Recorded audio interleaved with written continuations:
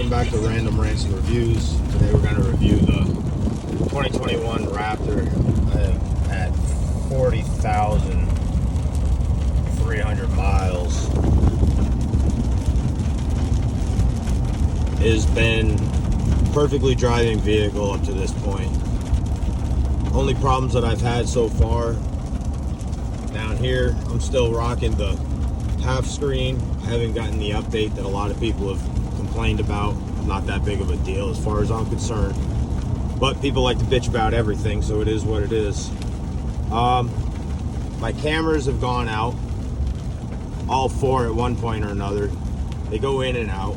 It's kind of a pain in the ass when you get dependent on parking with cameras and then they go out and you look like an asshole trying to park.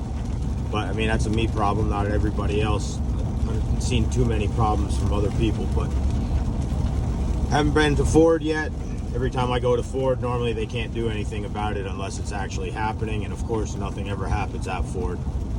My TPMS sensor has been out multiple times. About an hour into my drive every day, 45 minutes, I'll get a TPMS sensor fault. Nothing really, it just loses, stops reading. Next time I turn the truck on, it'll be back on. Other than that, I've had no actual mechanical issues. A lot of people have complained about clunks and everything like that. I've done a few upgrades to the truck. I put on some front and rear ADD bumpers, the ADD Pro bolt-ons. I've got geyser springs. I'm still riding on 37s, or 35, sorry, waiting for these tires to burn out here shortly so I can go up to 37s. Some of the people with actual money have pointed out my tires look too small with the geysers.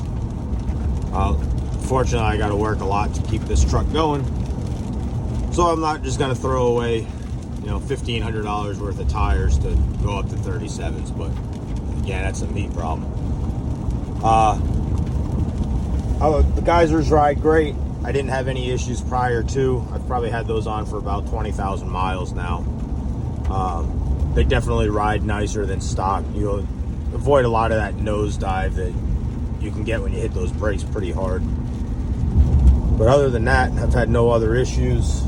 Got some rigid lights in the ADD bumpers.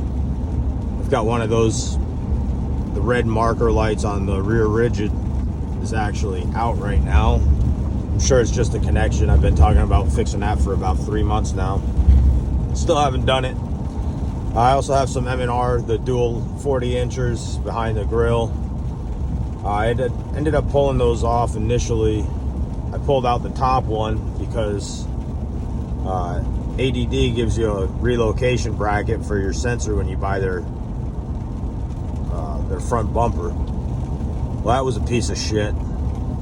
I had that sensor off. I had nothing but issues. So I finally ended up saying, screw it. I pulled that thing off. And I unfortunately zip tied the fucker.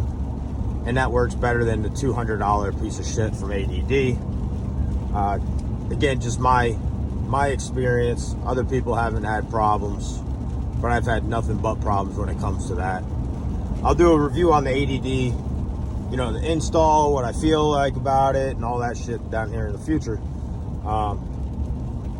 Once I get a few minutes.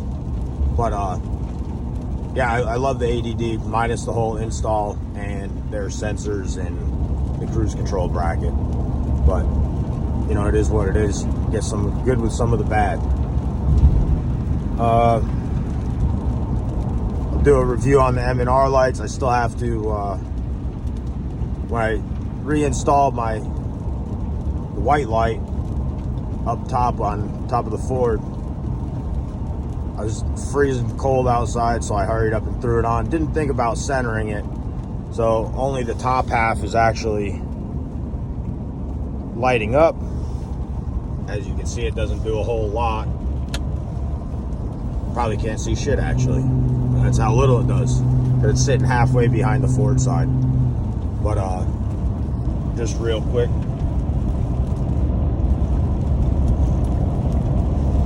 there's a flow of the amber at least. I screwed up and I hit the rigid light, which is a whole lot brighter. But anyhow, come on back, subscribe. I'll start doing reviews on the rest of this stuff as soon as I get an opportunity. All right.